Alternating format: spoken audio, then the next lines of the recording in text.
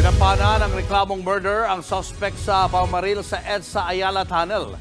Pero pilit niyang itinatanggi na siya ang pumatay sa nakagitgitang driver. Nasa Iloilo raw siya nang mangyari ang krimen. Nasa frontline ng balitang yan, si Gary De Leon. Mabuti po tayong tao, hindi po tayo masama. So, yun po, nakikiusap lang po ako sa mga tao na huwag naman husgahan po tayo. Huwag kang husgahan. Opo, kasi alam naman po ng lahat ng tao kung sino po ako. Yan ang mensahe ng sospek sa pamamaril sa Ayala Tunnel sa Makati noong Martes. Nasawi rito ang driver na si Aniceto Mateo Jr.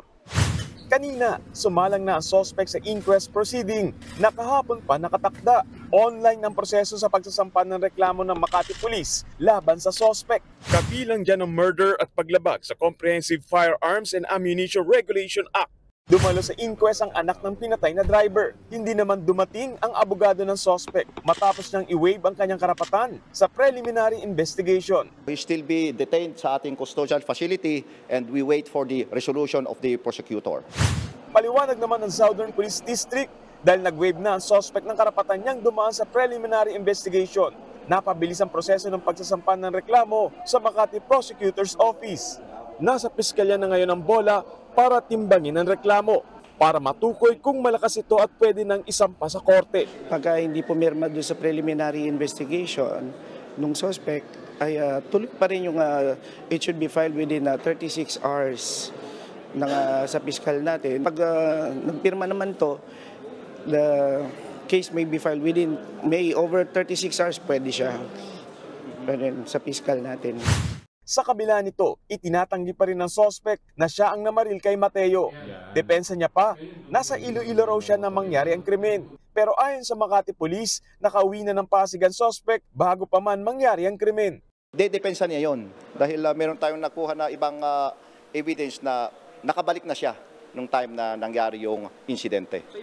Matibay rin daw ang ebidensya ng mga pulis laban sa sospek. Tunay na ebidensya na nakikita natin dito is yung sasakyan na nagamit niya, andyan yung BCS77, and then nakita nitong witness natin, yung yaya, yung sasakyan na yon, kahit yung tao, dahil nung sa girian niya, nakita niyang mukha.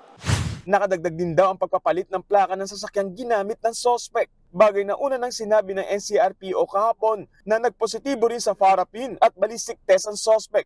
Nung pumunta tayo sa residence nito, at tiningnan natin, nakita natin na may kaparehas yung kotse na black na Mercedes-Benz na nakaparada dun sa harap ng bahay nila. And then, yung nakita natin iba yung plate number. Pagbukas niya yung kanyang kotse para i-check natin yung kotse, kasi sabi na sa kanya yon, nakita po yung plate number, yung BCS77. And then, yung baril na nagamit, na recover natin, nag-match po sa na-recover natin na slug.